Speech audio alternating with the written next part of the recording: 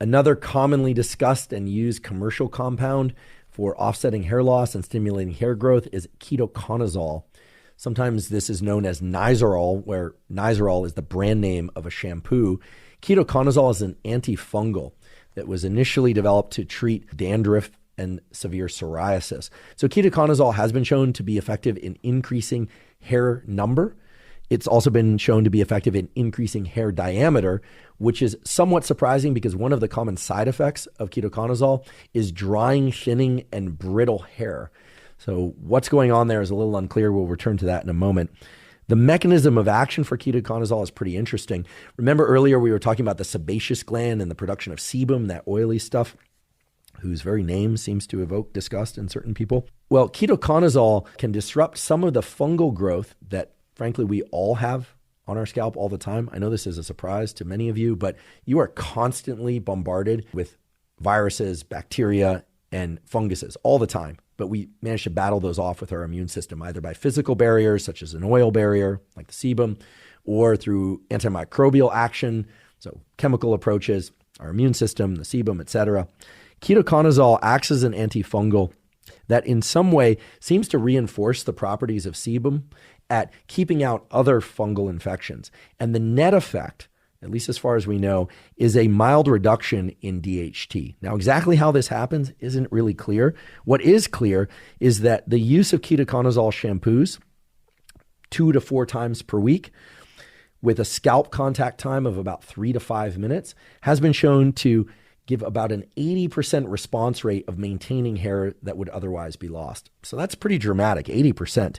What is less clear is whether or not ketoconazole shampoo can actually stimulate new hair growth. But as you're probably starting to realize, this is always a bit of a tough thing to disentangle maintenance of hair that you would have lost versus new hair growth. Certainly that's an easy thing to disambiguate if you have a patch of scalp where there is absolutely no hair, these so-called dead zones that you can resurrect with certain treatments. But what about areas of your scalp where hair is thinning? So for instance, on the top of your head, this is where many women will first experience pattern hair loss.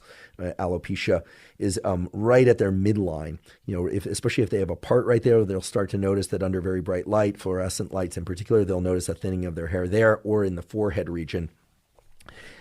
They'll start using ketoconazole shampoo.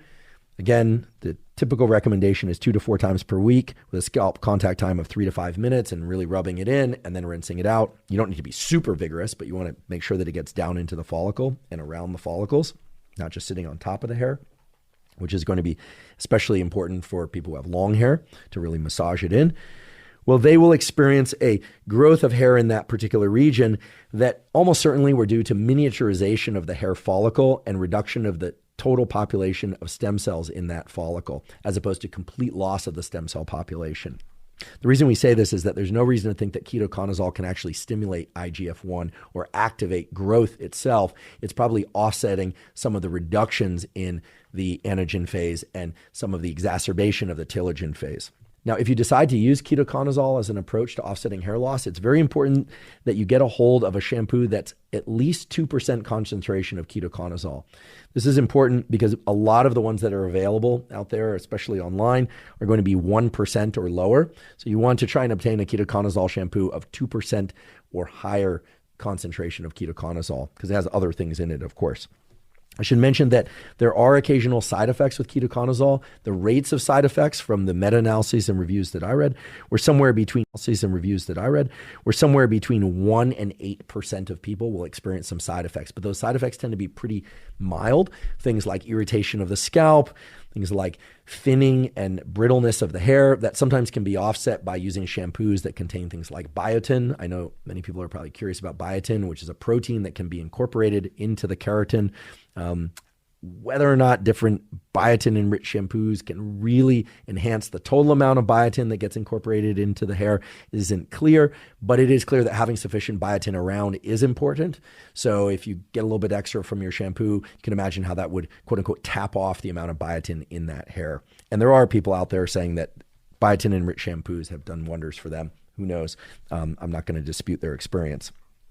So if you're going to use ketoconazole, keep in mind that the more typical brand names that are out there, you know which ones they are, oftentimes don't have 2%, or if they do have 2%, they can be very drying and lead to brittle hair. There are newer and now, fortunately, a greater variety of ketoconazole-containing shampoos.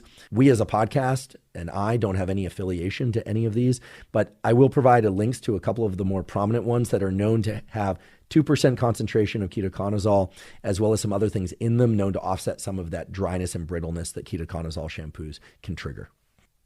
So by now, I think it will be abundantly clear why inhibiting 5-alpha reductase and thereby reducing DHT should increase hair growth because of the negative impact that DHT has on the hair follicle. The major player in this whole story around inhibiting 5-alpha reductase and reducing DHT to maintain or increase hair growth is going to be finasteride and its close cousin dutasteride. Finasteride is effective in reducing DHT because of its actions in reducing the type 2 isoenzyme or isoform of 5-alpha reductase. It turns out there's 3 different isoforms, or what are sometimes called isoenzymes, of 5-alpha reductase. This is getting pretty far down in the weeds. What I think most of you just need to know is that finasteride reduces DHT. That's the net product of finasteride. And in doing so, it can increase hair count by as much as 20%. Pretty remarkable if you think about it. In addition, finasteride treatment done properly, which we'll define in a moment, can reduce hair loss in 90% of all people that take it. So that is, near staggering. There aren't many pharmaceuticals out there that have that kind of efficacy, really dramatic. And in addition, it's known to increase hair thickness by about 20 to 30% overall. So not just create new growth of hairs and thicker hairs, but whatever hair you do happen to have on your head, it can further thicken those. So the finasteride story is one, I think, of general success. It really seems to improve hair growth and help you hold on to the hair that you have. The issue with finasteride is twofold. First of all, it is known to have some pretty significant side effects if it's not dosed properly and in particular populations of people. And this is because there is a wide variation in the amount of the different isoenzymes that people make. Yes, this is why I brought up the isoenzymes earlier. Some people make more of isoenzyme 1 and 3. Some people make more of isoenzyme 2 and 3, and every variation thereof. So when people take finasteride, some people are very strong responders, and they achieve really effective hair regrowth and maintenance of hair. Other people, less effective, although still pretty impressive, but the catalog of side effects that people experience at a given dose varies widely. So there's a lot of trial and error that has to take place.